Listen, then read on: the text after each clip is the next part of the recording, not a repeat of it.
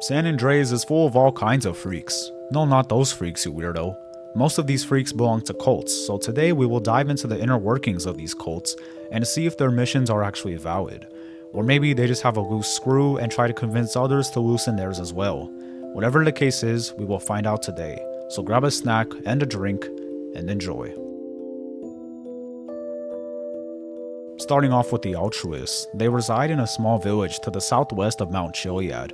The Altruists believe that the downfall of society as we know it is because of hipsters and modern trends. They hate technology and the idea of it, but strangely enough, they also have a website. On the website is a full page written in Morse code. Summing up the page, it basically says that humans are on a drastic decline due to their priority being focused on younger people rather than elders. They also blame technology for most of, if not all of society's current problems. Mentioned also is how the post-industrial revolution brought along entities or inventions to humans that were unnecessary or not needed, complicating things in the process. Included in these modern entities is clothing, the reason why many members do not wear any. The website concludes with their chant, which is as follows: ban clothes, ban lies, ban deceit, eat of the flesh, drink of the blood, we shall be free once more. Because we know altruism, the greatest good, for the greatest generation. We shall bloom again. On the surface, this may seem like just some rambling about how old people are superior and younger humans don't understand the situation they've made for themselves. But does it go deeper than this? Does their mission have any merit? Well, let's talk about it. The first claim that modern society has overcomplicated itself with unnecessary wants that has also tampered with the human mind. On the surface, this isn't entirely untrue, as in today's age, things like anxiety and depression are at an all-time high in human history. Some blame this on technology and the overall image of social media, and the effects it has on younger people who are more prone to being exposed to something like this, and they wouldn't be wrong. So to some extent, this claim isn't wrong either. Where things get weird, however, is in their chant. The first oddball is the saying, eat of the flesh, drink of the blood, implying that these members are cannibals, which would match with their very primal beliefs that humans shouldn't have evolved past sticks and stones. In story mode, you can also lead people to their camp as Trevor, where they presumably are the victim of human sacrifice, which is quite eerie. But then they end off the chant with, for the greatest generation, we will boom once more. These people quite literally are boomers who are well past their prime, and seem to be upset that society has left them in the dust. But to be entirely truthful, past a certain age you start to contribute less to society and start weighing it down more, especially in the eyes of the government who has to pay social security for elders. So this part seems relatively rant-like. I should also mention that the Morse code is written in very strange grammar, with lots of breaks in between words. Maybe I'm overthinking it, but whoever wrote it seems to be pretty bad at working with modern technology, which would also line up with their mission. Overall, the Altruists seem to be old people fed up with how society has mistreated them, but some of their ideals do have some merit and credibility to them. But those that do take it to the extreme, like the example of cannibalism. And that is all we know of the Altruists. Next up, we have the Epsilon program, which plays a much bigger role in the story mode. They too have a website, but don't claim to dislike technology unlike the Altruists. The Epsilon program is largely a scam, and that is proven in the story. They make you pay large donations every visit they give you, and claim that craft needs the funds for a greater good. They've also got celebrities to endorse the program by having their followers go to the Epsilonists in hope of riches and fame. Of course, this will never come. This seems to be very successful though, as they are supposedly opening more locations across America, including San Fierro and Liberty City. On their site, they also claim that every Epsilonist has a wealthy position in society, including actors, scientists, directors, and personal trainers to name a few. Basically, anyone famous in Vinewood is an Epsilonist. However, some of this scandalous activity has come to light, as they mention in their website, quote, many awful lies have been spread by whistleblowers and journalists in recent years, obviously trying to do damage control and deny any wrongdoing. Concluding, the website basically summed up is that the non-believers are dumb and far too gone for Epsilonism, and that all participants are on the correct path, which of course they aren't.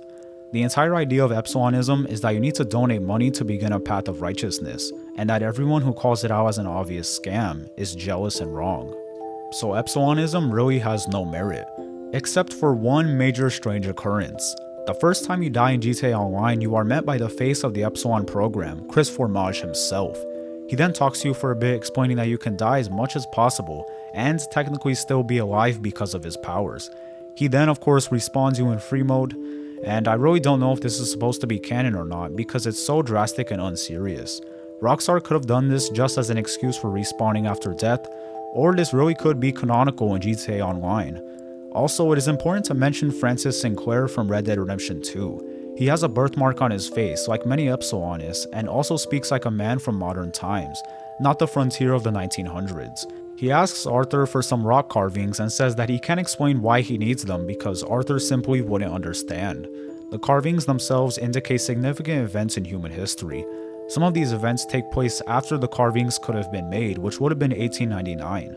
He then says he needs to go lie down because of what he just went through, and that Arthur would need to do the same if he had gone through the same scenario. After collecting the carvings, Arthur returns to Francis's house, only to see his mom holding him as a baby. How is this possible? The only explanation for this is that Francis is a time traveler, and maybe already picked up the carvings from a slightly younger Arthur. Due to his ties with Epsilonism, it obviously has some connection with him and time traveling. Whatever the answer is, it's far too in-depth to discuss here. I highly recommend checking out Fizzy's videos on this if you're interested in learning more about this. I'll leave his channel link in the description. But that is all we know of the Epsilonists. If history continues, then we likely will see a return of this cult in GTA 6, but only time will tell. Next up, we have the Children of the Mountain, another online scam masking itself as a cult similar to the Epsilon program, except here they really don't believe in anything and do not try to even mask it. You have to pay around $15,000 to reach their stage 4 process, and then you will have to pay another $10,000 to take a quiz. You will answer some questionable questions and then receive an email stating that your journey to divinity is complete, and that this does not mean that you are done.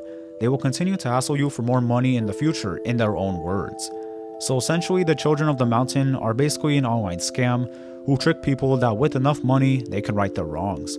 Oh, and don't forget, as part of completing their course, you receive a complimentary t-shirt. Of course, it's not really complimentary, it's more like $20,000, but it is indeed a t-shirt.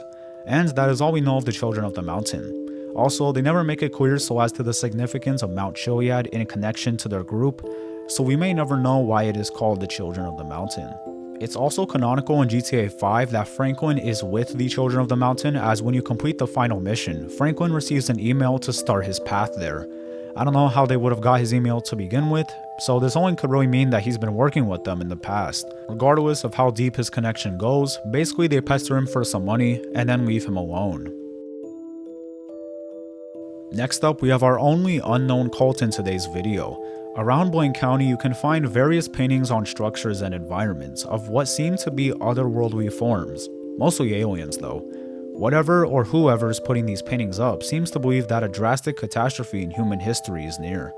However, they seem to be welcoming of this extraterrestrial life form, as they also have rocks painted to say, "Welcome Space Brothers," but they contradict themselves by having more rocks that state, "Save us."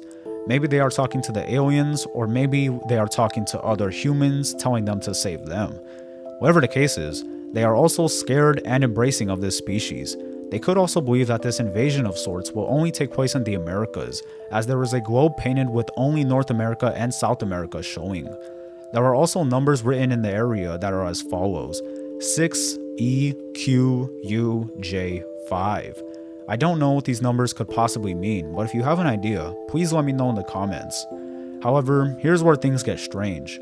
There is a painting of the same UFO that is present on the Mount Chiliad mural, and it is present here as well.